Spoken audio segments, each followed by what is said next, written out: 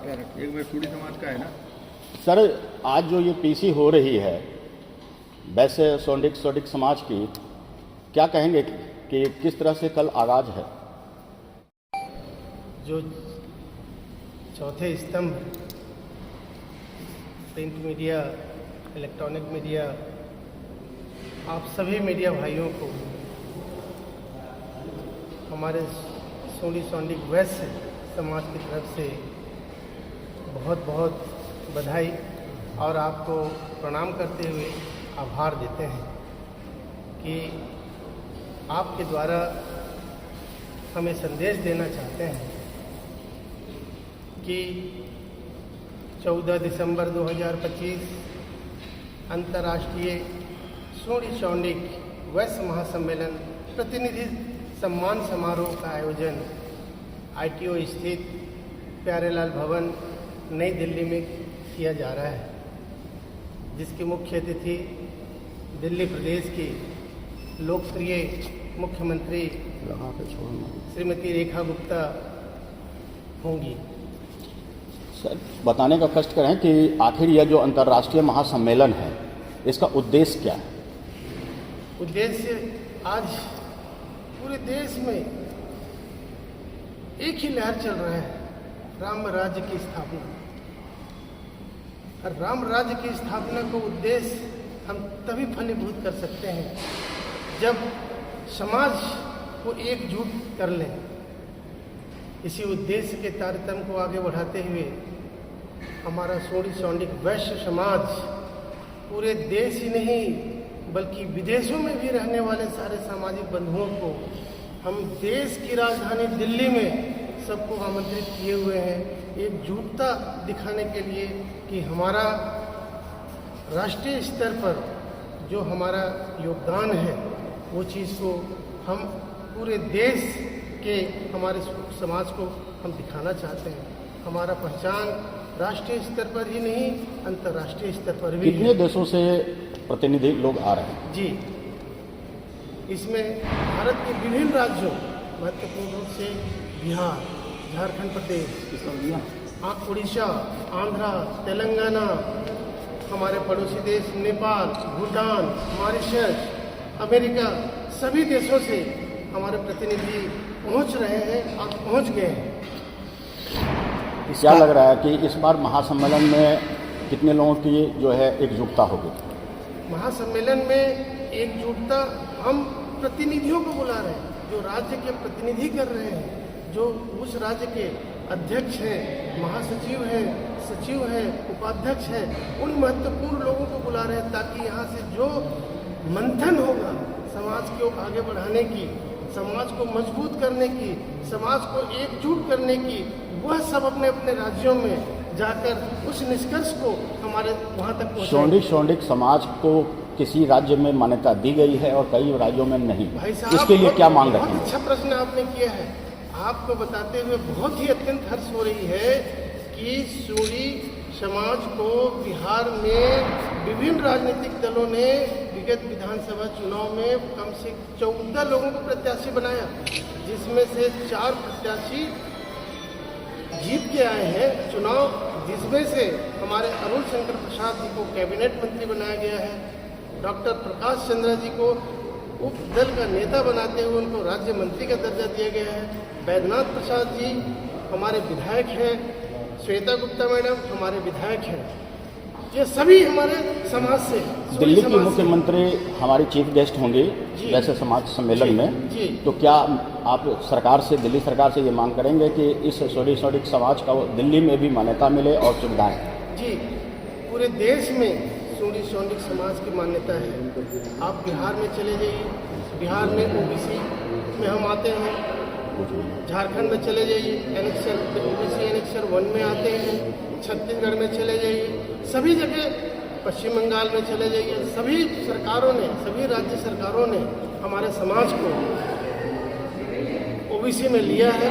हमारी एक मांग है हमारे ये दिल्ली प्रदेश से, दिल्ली प्रशासन से कि जिस प्रकार से अन्य राज्यों में हमें OBC में लिया गया है, उसी तारतम्य में, उसी क्रम में दिल्ली सूरी समाज को भी ओबीसी में करने का हम अच्छा, निवेदन करेंगे। ये जो अंतर्राष्ट्रीय सम्मेलन है जी। इस सम्मेलन के बाद क्या यह फिर से शून्यता की ओर चली जाएगी या इसे अग्रसर बढ़ाने के लिए तमाम लोग आगे बढ़ेंगे? जी नहीं, हम आपके माध्यम से पूरे देश ही नहीं विदेश से भी आए सभी समाज के लोगों को मैं बताना ये चाहूँगा कि ये हमारा समाज अखिल भारतीय सौंडिक संघ का जो कार्यक्रम है, प्रतिवर्ष हर स्टेट में यह सम्मेलन आयोजित होता है। पिछले 11 दिसंबर 2025 को छत्तीसगढ़ में आयोजित हुआ था,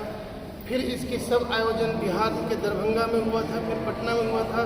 उसी क्रम को हम आगे बढ़ाते हुए आज 14 दिसंबर 2025 को हमारा देश की राजधानी दिल्ली में प्यारेलाल भवन में उसी कार्यक्रम के तहत ये कार्यक्रम किया जा रहा है। सर, आपकी जो संस्था है ये समाज के लिए क्या उत्थान करती है? समाज के लिए गरीब तबकों के लोगों को जोड़ रही है, जो गांव के उस स्थान में जहां पर हमारी शासन प्रशासन की विकास नहीं जा पाती है, उन विकास को भी हमारे समाज के माध्यम से पहुंचाया जाता है। इस सम्मेलन के बाद क्या संदेश जाएगा समाज को? इस सम्मेलन के बाद देश में हमारे समाज को एक राष्ट्रीय स्तर पर पहचान मिलने वाली है और निश्चित रूप से राजनीतिक रूप से, सामाजिक रूप से हमारी हिस्सेदारी और भी उभर कर आने वाली है। आपका एक स्लोगन है, अपने लिए कुछ, समाज के लिए सब कुछ।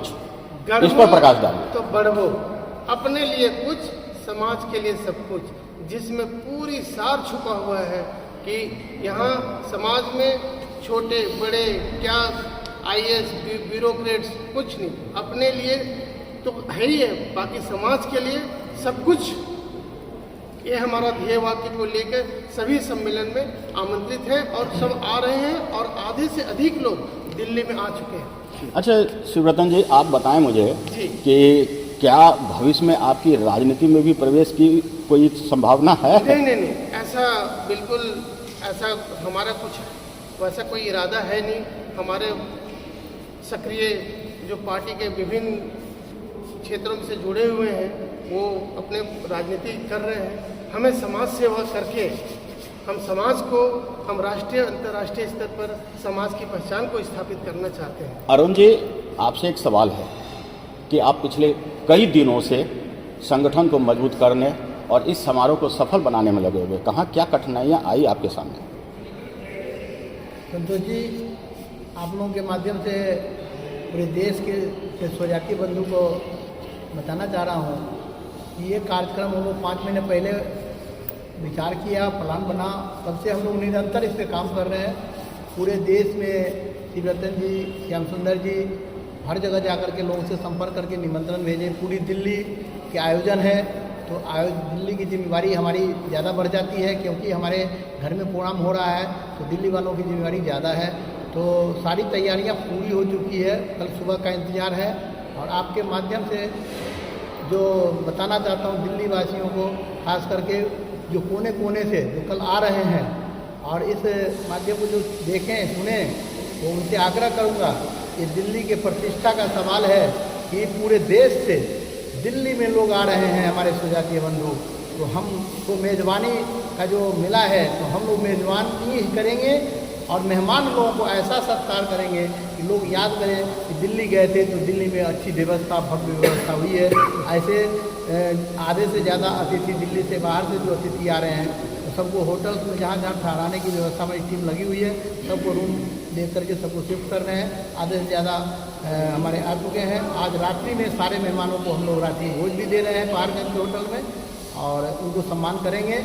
आज होटल एलिगेंस पहाड़गंज में सभी अतिथि को। आखिरी सवाल, दर्शकों से आप क्या कहना चाहेंगे, क्या संदेश देना चाहेंगे आप इसे समाज को संगठित करने के लिए, एकजुटता के लिए? हम खास करके दिल्ली के अपने सूरी समाज को ये कहना चाह रहा हूँ कि हम लोग 50-60 साल से दिल्ली में रह रहे हैं, लेकिन आज तक जातीय लिस्ट जो सरकारी जातीय लिस्ट है दिल्ली में, उसमें सूरी जाति है ही नहीं। सारे जाति है, सूरी नहीं है। इसमें कहीं ना कहीं हम लोगों की कमी रही है, जिसके कारण नहीं जुड़ पाए हैं। आज लगातार 3 वर्षों से हम इस काम में लगे हुए हैं और इस बार हम पूरे आप लोगों की मदद से, पूरे दिल्ली वासियों के सहयोग से, बिना आपके सहयोग से हो नहीं सकता है। आपके सहयोग की आवश्यकता है। आप आइए, अपनी शक्ति दिखाइए, ताकि हम लोग दिल्ली सरकार और अपने वरीय पदाधिकारी के माध्यम से हम लोग दिल्ली में सूरी जाति को सरकारी लिस्ट में दर्ज करवा सकें। सूड़ी जाति क्या क्या काम करती है सर, कुछ दर्शा देंगे? हमारे जो कुछ जो गरीब तबके के लोग हैं, कुछ अशिक्षित भी हैं, उनको शिक्षा, शादी विवाह और जो गरीब लोगों को मदद करने में या चिकित्सीय सहायता में हम लोग लगे रहते हैं। जितना भी आता है हम अपने संगठन के माध्यम से करते रहते हैं। हम लोग आदर्श विवाह करते हैं। समाज के जो कमजोर वर्ग के लोग हैं उनको जो है विवाह में मदद करते हैं। पढ़ाई लिखाई में भी बच्चे को हौसला बढ़ाने के लिए हम लोग आपस में सब सहयोग लेकर उसको सहयोग करते हैं। और जहाँ तक सूरी समाज की बात है, ये दिल्ली का के लिए भी एक प्रतिष्ठा की बात है कि पूरे देश विदेश से लोग सूरी और सोंडिक जाति के रूप में यहाँ आपके यहाँ उपस्थित हो रहे हैं। और यहाँ का जो मुख्यमंत्री रेखा गुप्ता जी बनी है, सूरी समाज को एक बहुत बड़ी आशा है, क्योंकि वो भी हमारे वैश्य समाज से आती हैं और बहुत ही सक्रिय और लोकप्रिय मुख्यमंत्री हैं।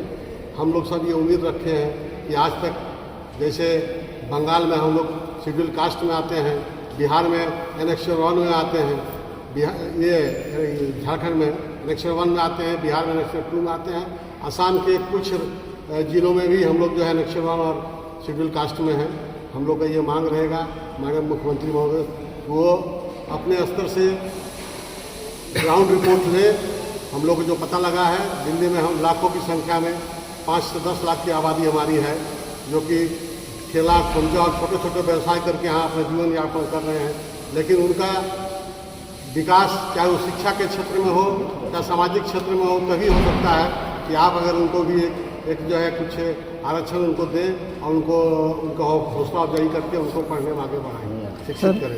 एक सवाल था आपसे, ये कैमरा बंद है, कि सूरी समाज को एकत्रित होकर कार्य करता है। शादी विवाह जैसे अरुण जी ने बताया, तो सूरी समाज के लोगों को किसी को तकलीफ होती है, शादी विवाह कोई तकलीफ होती है, क्या सूरी समाज इकट्ठा होकर उसका साथ देता है या उसका वितरण निर्विरोध करता है?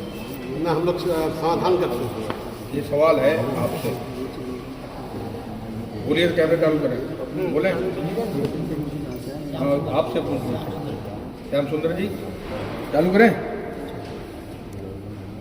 सूरी समाज एकत्रित होके अपने संगठन के सूरी समाज के लिए कार्य करता है, लेकिन सूरी समाज में रहने वाले सूरी लोग को अगर किसी उसकी बच्ची को या किसी को तकलीफ होता है तो क्या सूरी समाज एकत्रित होकर साथ देता है?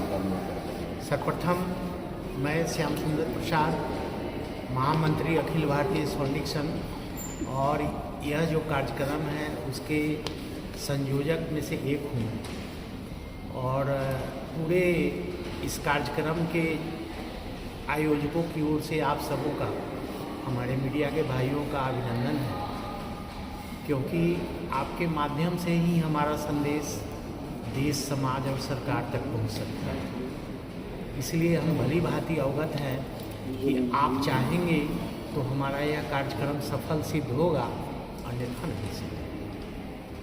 अब रहा आपका प्रश्न, तो उसके पहले मैं कुछ बातें कहना चाहता हूँ कि मैंने यह कार्यक्रम, हम लोगों ने यह कार्यक्रम दिल्ली में ही क्यों रखा। तो सबसे पहला उसका कारण है कि हम लोग एक राष्ट्रीय स्वरूप में एकता बना के एक संगठन कायम करना चाहते हैं। दूसरी बात यह है कि दिल्ली में जैसे और जातियों और समाज के लोग विभिन्न प्रदेशों से आए हैं और जीविका के अपने विभिन्न आयामों से जुड़ा है, वैसे ही बिहार, बंगाल, छत्तीसगढ़, झारखंड, सभी राज्यों से लोग यहाँ आए हैं और पिछले कई दशकों से यहाँ आके अपनी आजीविका या प्रशासनिक तंत्र में हो, राजनीतिक तंत्र में हो, सब में अपनी अपनी भूमिका, अपना देन दे रहे हैं। लेकिन वे साथ ही साथ दिल्ली के विकास में भी उतना ही योगदान कर रहे हैं दिल्ली के सरकार के निर्माण में भी उतना ही योगदान कर रहे हैं, क्योंकि वे सभी हमारे यहाँ के वोटर हैं और प्रजातंत्र में एक वोट से सरकार बनती है और बिगड़ती है, और हमारा पूरा समाज सरकार बनाने में तो सहयोग करती है, दिल्ली के विकास करने में तो सहयोग करती है, अपना भरपूर योगदान दे रही है, अपना भी भरण पोषण कर रही है। लेकिन दिल्ली सरकार में, दिल्ली राज्य में रह रहे हमारे सूरी जाति का जाति के लिस्ट में नाम नहीं होना, इससे बड़ा व्यथित कोई बात नहीं हो सकता है, इससे बड़ा दुख भरा कोई बात नहीं हो सकता है। तो इस सम्मेलन के माध्यम से जब मुख्यमंत्री जी स्वयं आ रही हैं, क्या इस बात को रखेंगे? बिल्कुल, हम लोग जो ज्ञापन तैयार किए हैं उसमें प्रमुख इन्हीं बातों को रखा गया है कि हम दिल्ली को आगे बढ़ाने में और दिल्ली हमको आगे बढ़ाने में एक दूसरे के साथ लगे हुए हैं। तो फिर यह अन्य जातियों का नाम लिस्ट में रख के सूरी जाति का नाम उसमें नहीं रखना, ये हमारे समाज के प्रति अन्याय। क्यों? हम दिल्ली के लिए हैं, दिल्ली हमारा है, तो दिल्ली में जितनी सुविधाएं सब लोगों को मिल रही है उतनी सुविधाएं क्या सूरी जाति को नहीं मिलनी चाहिए? मैं आप लोगों से भी प्रश्न करता हूँ, आप उस योगदान में मेरा प्रश्न ये नहीं था सर। हाँ, मैं उस आपके प्रश्न पे आ रहा हूँ।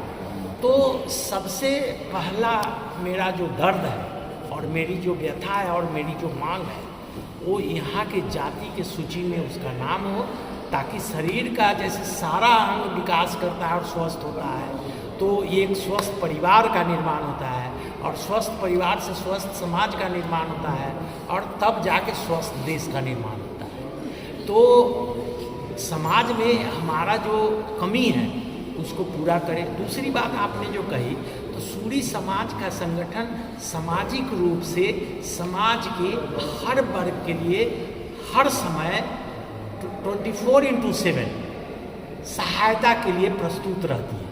हमारे समाज के जो अंतिम पंक्ति में खड़े लोग हैं, जो आर्थिक रूप से पिछड़े हुए लोग हैं, अगर भयानक बीमारी से पीड़ित होते हैं तो हम उनकी आर्थिक सहायता के लिए प्रस्तुत होते हैं, आगे बढ़ते हैं। हमारे समाज में जो कुरीति हैं आप भी जानते हैं, दहेज प्रथा सारे समाज में व्याप्त है।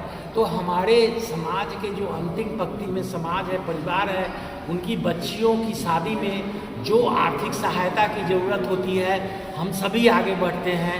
हम पटना में अखिल भारतीय सौंडिक संघ के तत्वावधान में एक 70 विद्यार्थियों के पठन पाठन के लिए छात्रावास का निर्माण कराया है, जिसमें आर्थिक रूप से जो हमारे पिछड़े गरीब परिवार के लोग हैं उनको हम वहाँ रख के विभिन्न कंपटीशन की तैयारी, पढ़ाई की तैयारी, अर्थात शिक्षा की तैयारी।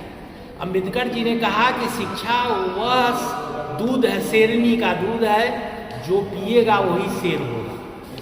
तो हम भी अपने समाज को शिक्षित करके वो शेर बनाना चाहते हैं जो हमारे समाज को आगे बढ़ाए, और वही भावना हमारा सूर्य प्रकाश भवन जो दिल्ली में है उसमें हम एक छात्रावास का निर्माण करवाने जा रहे हैं, जिसमें यूपीएससी के एस्पिरेंट जो भी विद्यार्थी हमारे दूसरे प्रदेशों से आर्थिक रूप से कमज़ोर होंगे उनको मैं वहाँ रहने का जगह दूंगा और उनको यूपीएससी की तैयारी करने के लिए हर संभव सहायता दूंगा। और कोई प्रश्न हो तो जी नहीं, काफ़ी है।